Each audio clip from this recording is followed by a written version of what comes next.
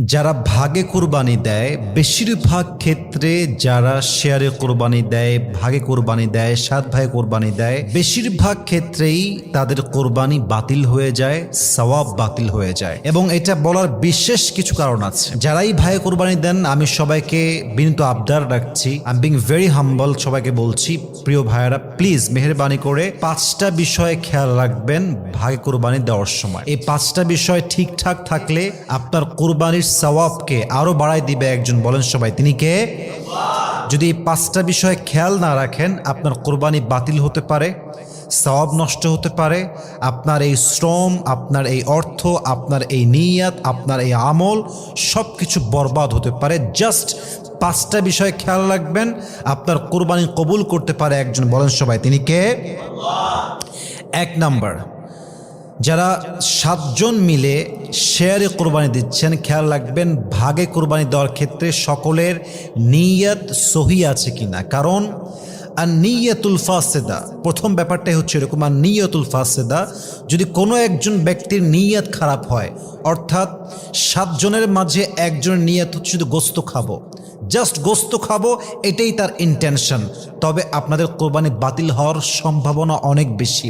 কারণ হাদিসে আসছে ইন্নামাল আমালু বিন্নিয়াত, প্রত্যেকটা আমলের সওয়াব কি হবে, কেমন হবে, it's based on your intention. নিয়াত ভালো তো সওয়াব আছে, নিয়াত খারাপ তো আমলে কোনো সওয়াব নাই। এই জন্য খেয়াল রাখবেন আর নিয়াতুল ফাসেদা, কোনো ব্যক্তির নিয়াত খারাপ আছে কিনা। রাজি আছেন তো ইনশাআল্লাহ? 2 নাম্বার, আর রিজকুল হারাম, 7 জন মিলে কোরবানি দিচ্ছেন, কিন্তু খেয়াল রাখবেন যে কোনো একজন ব্যক্তির ইনকামটা হারাম আছে কিনা।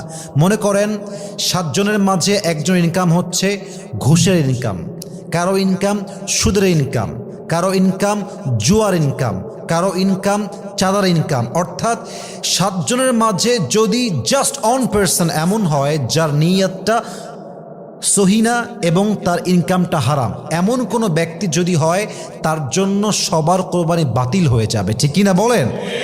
এবং হাদিসে আসছে, আল্লাহর হাবিব বলেছেন ইন্নাল্লাহা তাইয়িবুন লা ইয়াকবালু ইল্লা তাইয়িবান, আল্লাহ নিজেও পবিত্র, আল্লাহ যা কবুল করে তাও পবিত্র, ঠিক কিনা বলেন? অতএব রিজিক যদি হারাম হয়, আর্ন মানি সোর্স যদি হারাম হয় কোনো একজনের, আপনাদের কোরবানি বাতিল হতে পারে। আল্লাহ বোঝার তৌফিক দান করুক, পড়েন সবাই আমিন।